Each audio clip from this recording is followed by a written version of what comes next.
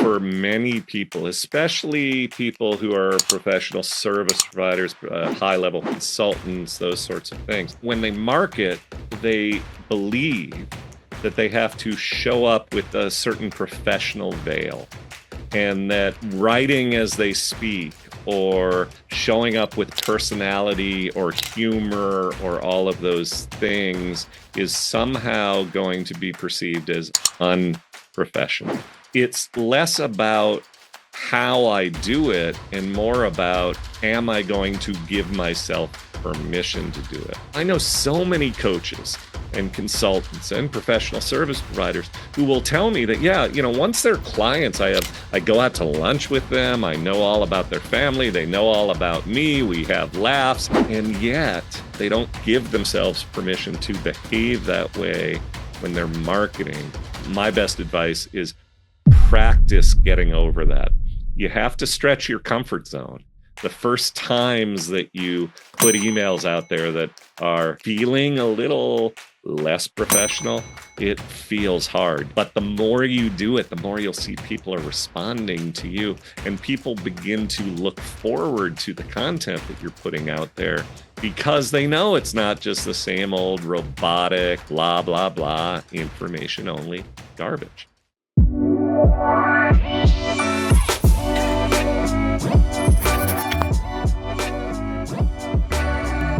Welcome to today's episode of Influence by Design. I'm really looking forward to today's topic. We're going to talk about how you can leverage emotional triggers to create memorable brand experiences. And we're going to dive into that topic today with Tom Ruwitch. Welcome, Tom. Thank you, Sam. Very happy to be here. I'd love you to share a little bit about, very quickly, what you do and the kind of people that you work with, just to give us some context into how that plays into this topic today. Absolutely. I like to describe it as anyone who is packaging their expertise for sale to serve clients. So that could be coaches, that could be professional service providers, that could be consultants, all of whom have a unique and deep expertise in their field, in their industry. And they have some sort of model where people are paying them. And I use the word to serve clients because I'm very, very interested in working with people who have that servant's heart, who care about the outcomes for their clients and are not just in it for the transaction and the dough. Love it. I just wrote about that literally just yesterday about people. We talk about converting people. I'm like, you don't convert people. Like, exactly. Don't do that. Exactly. We enroll clients. I like to say you inspire. That marketing is about inspiring people to work with you, to hire you. They feel inspired. They feel fired up. And I didn't get to how I help these people. The way that I help the coaches, the consultants, the professional service providers is by transforming or helping them to transform their content from boring to brilliant, from prospect repelling to client attracting. And this group of people we're referring to, they're very, very prone to falling into what I call the information trap. Because they are paid for what they know, they can easily fall into the trap of saying, well, in order to market my services, I'll just share a few things I know. I'll give you a little snippet of my expertise, and then you will fall at my feet and be dying to work with me further. And it doesn't work that way. If all you do is dish out a little bit of information, that's when you're going to bore people. That's when you're going to not stand out and fall into that commoditized world of blah, blah, blah information. Yeah. And it's more true than ever when you can press the AI easy button and generate some robotic content that sounds like a pretty smart person, but the real question becomes, how can you stand out as the human to hire in your niche? And I think we're going to start talking about that. 100%. And what was really interesting is the amount, and again, this happened to me just yesterday. Someone had announced that they'd written a book, and I went, love that person. I'll download that book. I bought the book off Amazon, opened it up straight away. the first page, I'm like, this isn't them. This has been written by a ChatGPT, Claude, whatever it is. Yeah. I'm like, actually, it'd been written by ChatGPT. I could tell. Yeah. And it was just so disappointing to me where I just put the book down and went, well, I don't need to read that because I wanted to read her book, not a book Right. that was this collation of a lot of words from the rest of society. Like, anyway, I feel like I could rant forever. I don't want to. Let's talk about.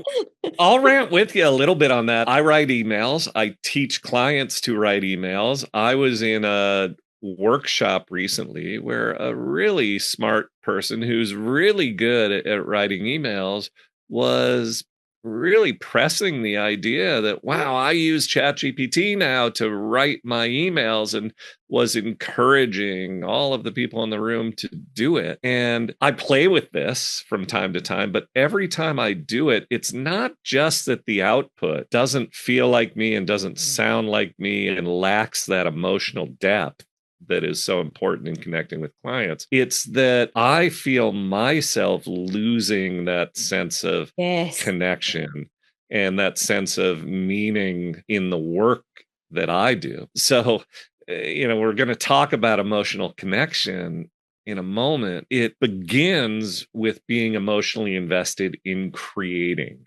And when you are emotionally connected to the creation of content or of services or of courses or whatever it is that you're delivering, you're going to be more emotionally connected to the people you serve.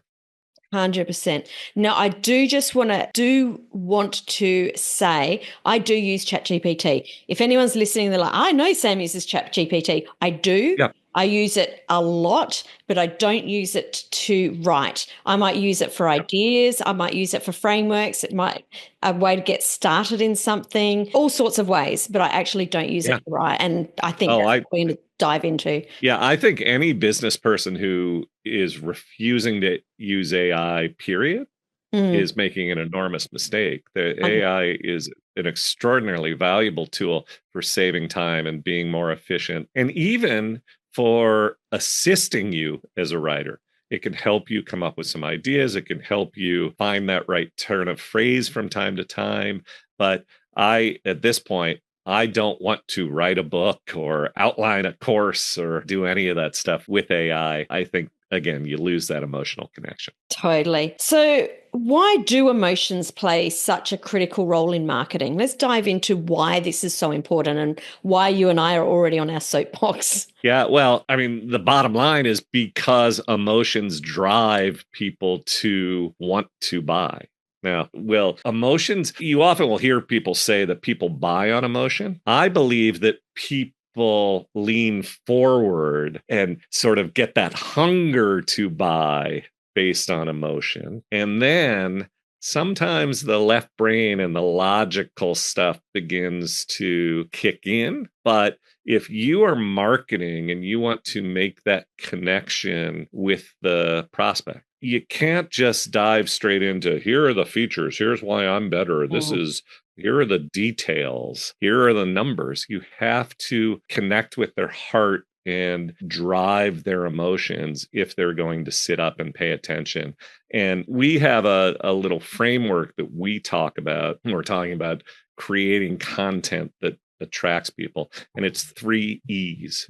Number 1 is empathize. You have to be able to meet prospects where they are. What are the emotions that they're feeling? Are they experiencing fright or frustration or anger or whatever? A lot of people say, "Oh, I don't want to get into fear-based marketing." Well, it's not fear-based marketing if you meet somebody where they are with empathy and acknowledge what they're feeling. When you acknowledge what someone is feeling, their response is going to be, "You get me." Yeah. You get me.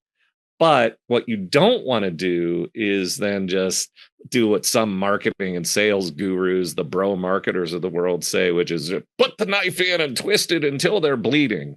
That's not, I don't know what word I want to use for it. But I think it's a bit like manipulative. Go ahead. Yeah. Manipulative, maybe. Manipulative. Yeah.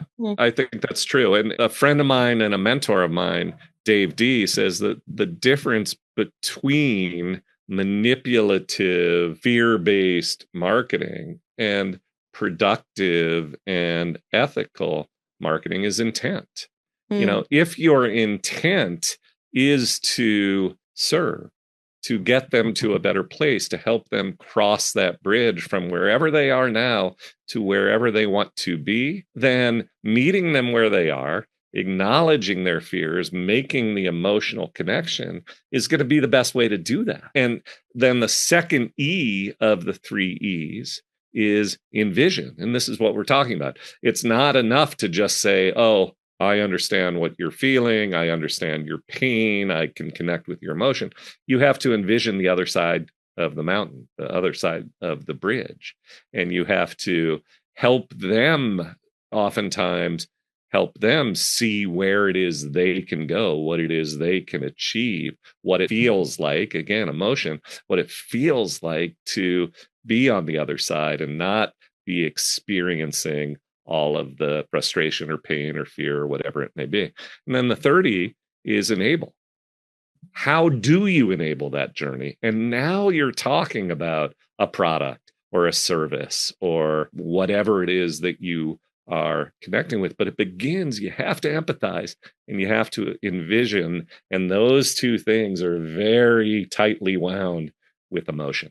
I love that so much. Actually, just to sort of give this something tangible, what are some big brands out there that use this framework and use these emotional triggers to build a loyal following? I mean, there's a couple that I've got in my head, but I won't say them just in case they're the ones that you come up with. What are some of those brands? Well, I think there's no better brand at this than Apple. And Apple has done it for a long, long time. If you think about the way that Apple markets and the way that Apple advertises, when have you ever seen an advertisement from Apple or a video, a marketing piece that speaks about technical specification, details of the product? Right? Never, ever. And if you think back to one of the original and great ads when they introduced the Macintosh, it's the famous 1984 ad that they purchased airtime for the Super Bowl. And what is that ad about? If you recall,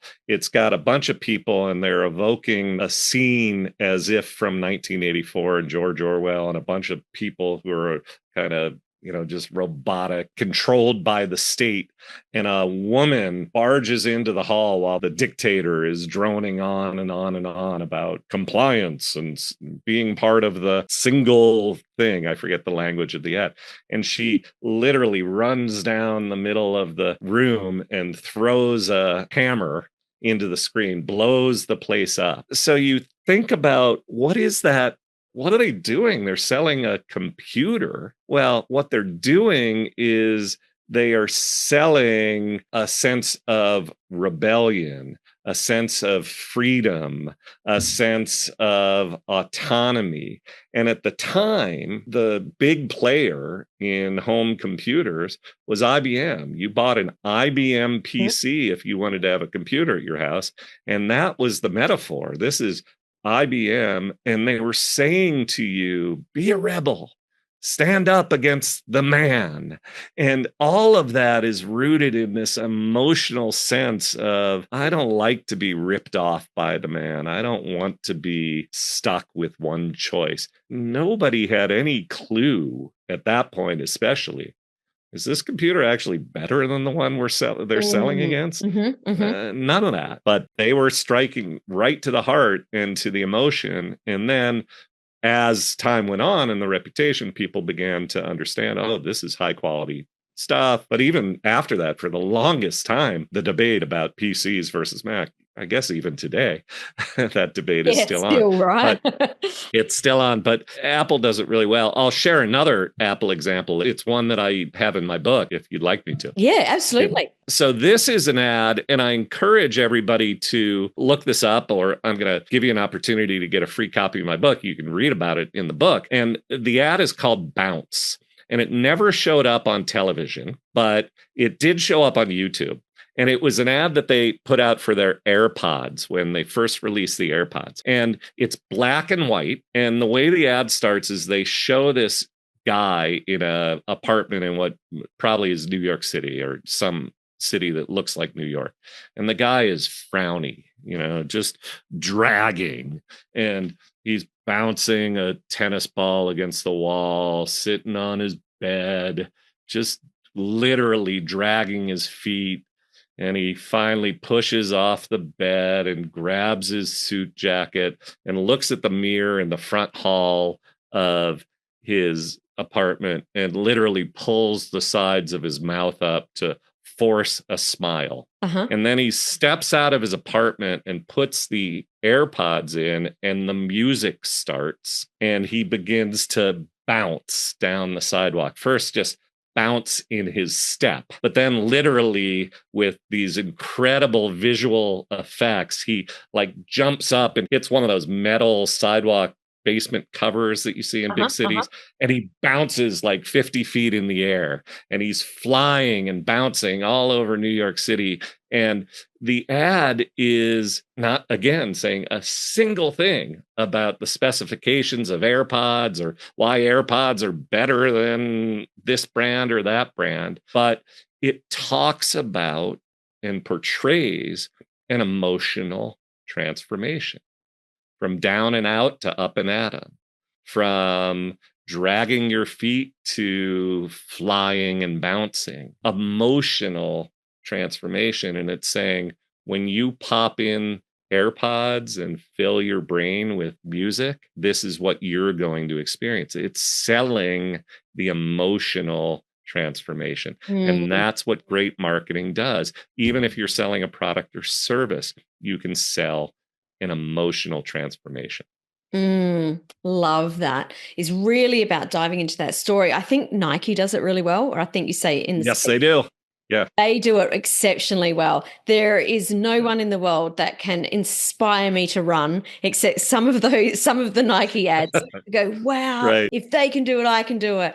I hate running. Yeah. So if they can, the storytelling is so inspiring. You mentioned being human before. For people that are really struggling to have their brand sound human, and I'm putting that in air quotes, if they're struggling to make it sound not just human, but really in the way that they speak, what are some of the practical steps to help people to infuse that emotion into their brand so it sounds like them and to infuse storytelling into their brand? In a way, you answered the question as you asked it, because sounding the way that you speak. And I think for many people, especially people who are professional service providers, high-level consultants, those sorts of things, when they market, they believe that they have to show up with a certain professional veil, and that writing as they speak or showing up with personality or humor or all of those things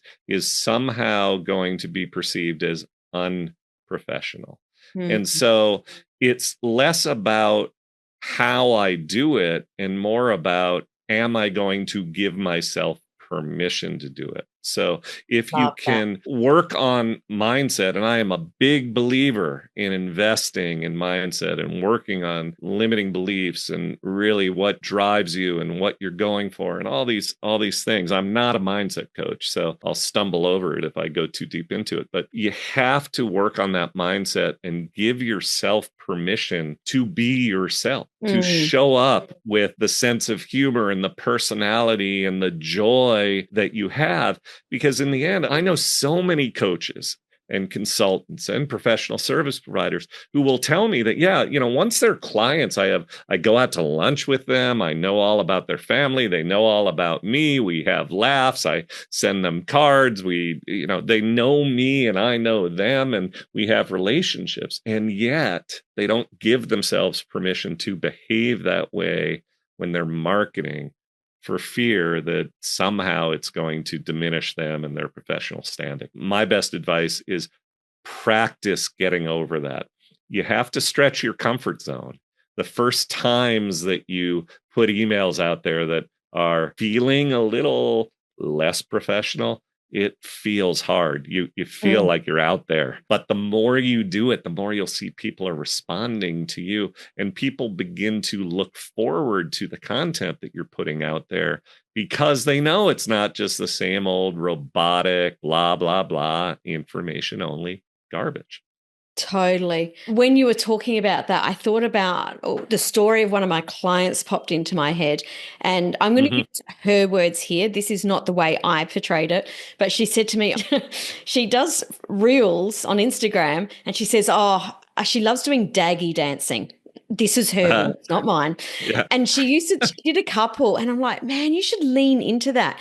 Because what I noticed was so many people, as soon as she put up her daggy dancing videos, people would comment, oh my goodness, like, I love your videos. They make me smile. They make me happy. And what it was, is it wasn't just her giving herself permission to put up her daggy dancing videos. It was giving her audience permission to actually say, you know what, I love that and I want to do that too. By her really leaning into who she was giving permission to her audience to also say, I love that. It makes me happy. This is my place. She's my person. And I think that we can sometimes forget that. Yeah, I completely agree, Sam. It's about when you let them in, you drop the veil, you let them in, you share details, you tell them that you're into daggy dancing and so forth, they'll let you in. There's a trust that's built. There's a connection that's built. And sometimes it can be very, very subtle, but in the end, you really feel that bond. I refer to my email list as my online family. And I don't say that cynically and transactionally. I share details of my life and who I am. People know today's email, the email that I wrote to my list today, talked about the fact that my daughter Maddie flew in from Philly. Everybody knows Maddie in my emails. My daughter Maddie flew in from Philly last week for my birthday. We went out for lunch, and I tell a story about, a restaurant that kind of ripped us off, and there's a business lesson in it. But the point was, my list knows Maddie. My list knows Melissa, my wife. My list knows Jake, my son. My list knows Moose, my dog. My list knows other characters I've created in my emails, including B9, my AI copywriting robot, who when I write about AI, the good and the bad, I channel it through this character that I've created, my copywriting robot. So all of that personality is partly just my quirky self giving myself permission, but there's also a conscious effort to do it. And as I said before, this is really about letting people in and letting them feel connected to you. They'll let you in and be connected back. I had an interesting thought come in when you were sharing that story. You said your AI robot is a character, and then you've got the character of you and the character of Melissa and the character of Maddie. It's almost like you're creating like a show or a storyline where people are like, well, now we want to know what happens next to the characters. Like, so they're leaning in and following along. How intentional were you in the beginning to create those characters? Was it intentional, or did you experiment and notice how that came to play? Well, what I would say is that I was writing emails that had personality and that shared details long before I articulated the idea that you just recapped. I will give some credit, a lot of credit, to Daniel Throssell, who's there in Australia, lives in Perth, I think, who's a great, great copywriter and who talks about the idea of emails being almost like an ongoing television serial. So he talks about the fact that you're building characters and you're letting people in and they know the character over time. And there may be details that you exaggerate a little bit to have a little more fun with them. And so in answer directly to your question, it took a little time. I was working for a long time on bringing my personality and being more entertaining. And I've been doing that for many, many years. But this idea of consistently bringing these characters back in and having evolving storylines, especially the make-believe ones. There's an evolving storyline in my emails with B9. I share all that I don't want to frighten people who are listening, because in a way, a lot of what we've talked about is 100 level, 200 level stuff, personality, lower the veil, and so forth. This idea of characters and a through line and so forth, that can be a little trickier and harder to pull off on a consistent basis. And I don't want anybody who's out there thinking, I'm starting from scratch. What are you talking about? I don't want to scare them off. But you're absolutely right to jump on that idea. And yes, now it's very deliberate. Now it's a big part of the strategy. And it matters. In the end, what this all adds up to, I like to tell this story that I hear all the time from people who are asking me about subject lines, subject lines, subject lines. How do I write better subject lines? And what I say to them is, yes, absolutely. Understanding the formulas that work for subject lines is important. Writing good headlines, writing good subject lines. But what you really want to master is how to create these emotionally hooky, entertaining, informative, and entertaining emails. Because when you get good at that, the subject lines won't matter anymore. The most important factor, the most important factor in your emails getting opened is going to become, when you're good at this, the from name. When they see an email with your name on it, they're going to open it.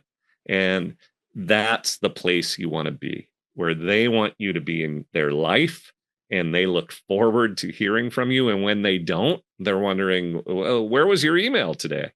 And it really can get to that point where the subject line doesn't matter. I am so glad you mentioned this because I didn't even think about it until you talked about this. There's two people, and I'm not going to mention their names, but there's two people that when they come open my emails, I automatically open it. And it wasn't until you said that I hadn't actually paid attention to the subject lines. I just see their name and I open the email and they both send a daily email. So that just to that point, when people say, oh, should I send daily, weekly? Like, I think daily is too much. It absolutely is not too much if you're adding value because I want to read whatever it is that they're saying because it's interesting. That's exactly right. And the people who ask that question with a sense of foreboding, oh, I can't send daily. I can't even send weekly. That's too much. They're framing it as a quantity problem when actually it's a quality problem. Yes. If you send high quality emails that people find relevant, that people find entertaining, that people open regardless of the subject line because your name is on it, you can't send too many. Yeah. I mean, I guess you could if you send 10 a day at some point, it gets maybe too much.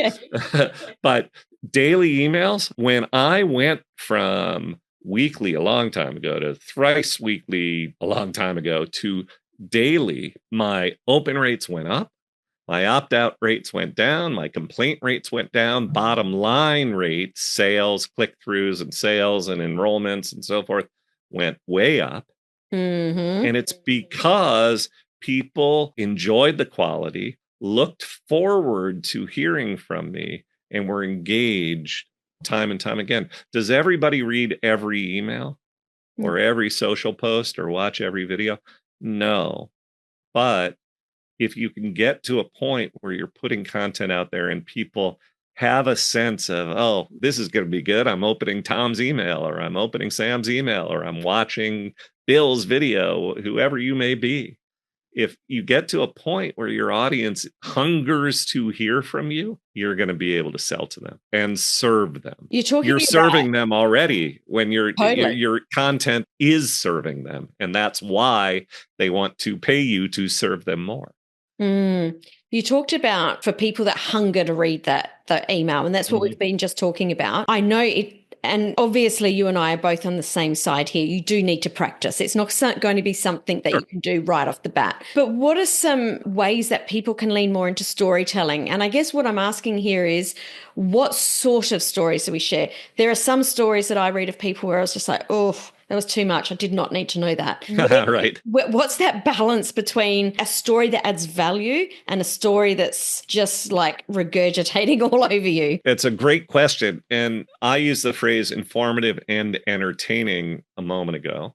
And so there are people who fall into the trap of just saying, I'm going to share, whatever story entertaining story. And if at the end of that, there's no connection to anything meaningful or relevant related to sort of the promise of your business, then people are going to begin to tune out and wonder what's the point, especially if you're just sort of doing it in a way where you're just sharing all sorts of details that why are you sharing them if not for some connection to some lesson?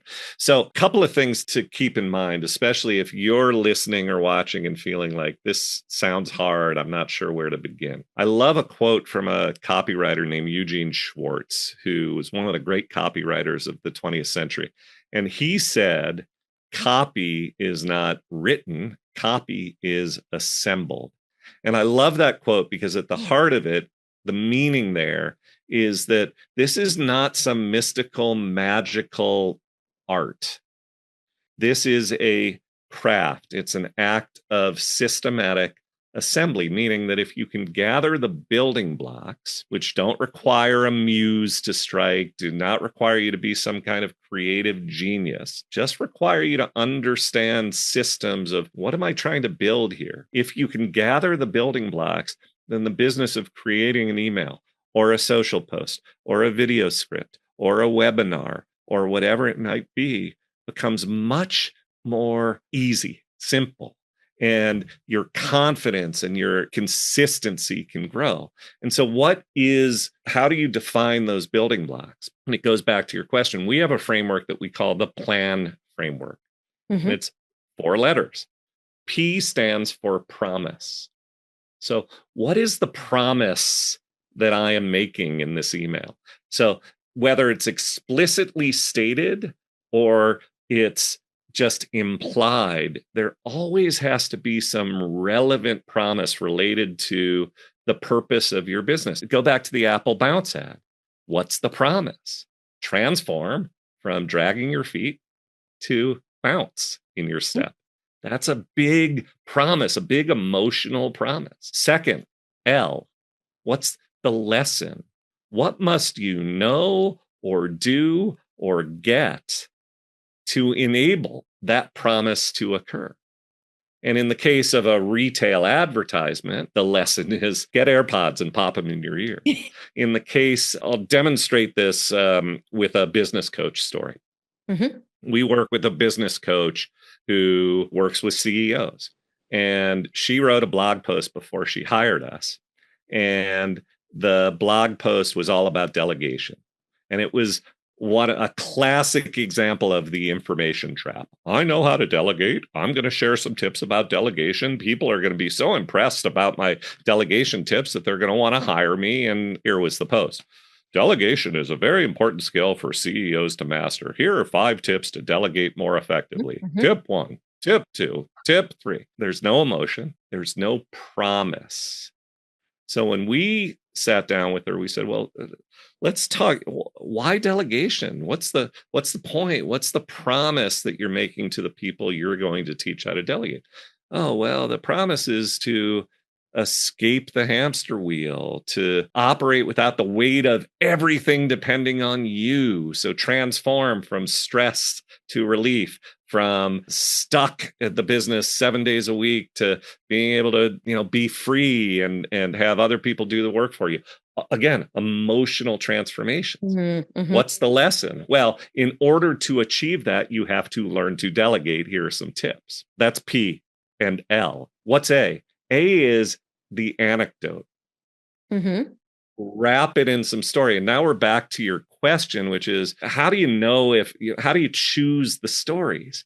Well, you can choose any story you want. It could be a scene from a movie. It could be something that you did in your own life. It could be a funny story you heard from a friend.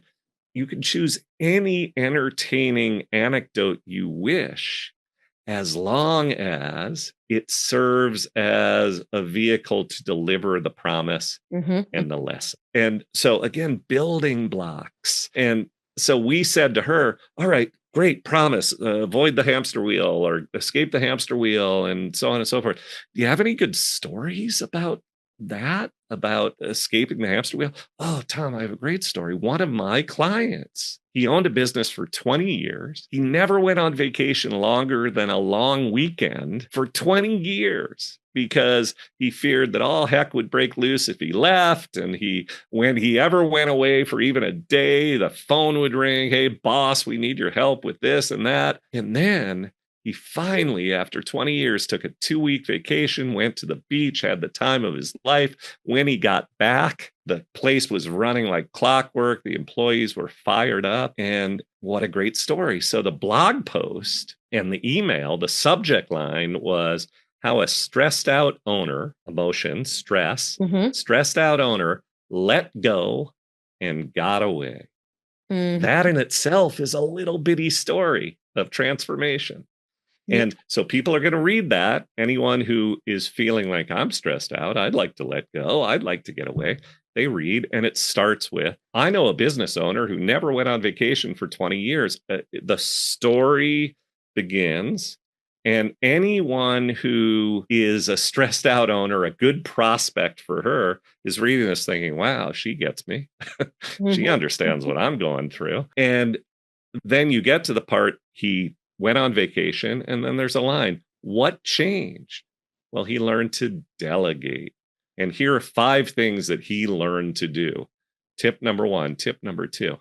Now people are tuned in and reading because the promise has been firmly established and delivered in an entertaining way. Promise, escape the hamster wheel. Lesson, delegate. Anecdote, whatever story you want, but that was a great one to deliver that promise and lesson. And then N stands for next step. And this is a huge one because most people who are putting content out are really afraid to sell. They think that if they tell you that you can schedule a consultation or buy my book or sign up for my thing, that somehow you're being a pushy pest. But you're not being a pushy pest if you establish a meaningful promise and share a meaningful lesson wrapped in an interesting and entertaining anecdote. You are serving them when you provide those lessons and that information. And then you're saying, if this resonated, if you'd like to learn how to get away and spend more time away from the office, here you go. Schedule a consultation with me. There is this pervasive and dangerous myth that you're supposed to have some content that's valuable and some content that pitches.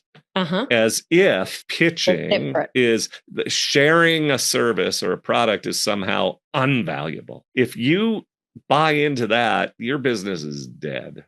You have to recognize that what you are doing every time you put content out there is sharing a promise, sharing a lesson, wrapping it in an anecdote, building blocks, and then offering that next step that if this resonated, if this was meaningful to you, here's the way that you can do this yourself.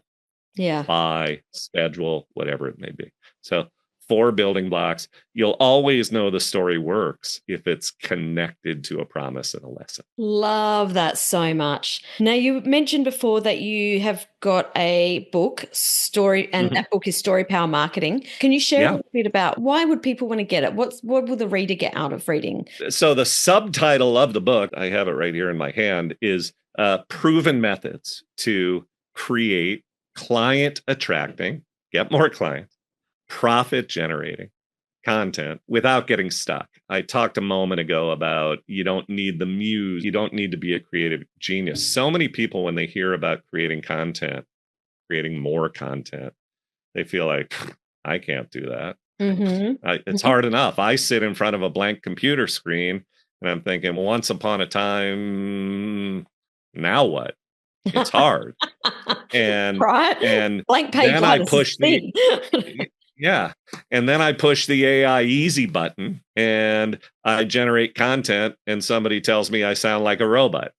It's hard. And so the promise of the book is to transform that feeling of, I don't have what it takes, this is hard, I don't know where to begin, to I have at my disposal a system and a methodology that I can master so that I can produce and create content that will draw people in, that will transform them from cold leads to warm and engaged clients to, or warm and engaged prospects to raving fan clients who stick with me, who I love to work with, and who refer me.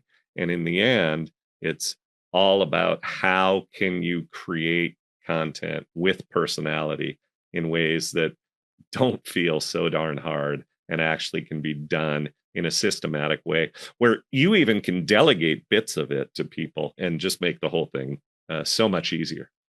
Love it. And where can people go to get a copy of your book? So I have a simple website called, with the address, yourgiftfromtom.com. So it's all mushed together. yourgiftfromtom.com/Samantha.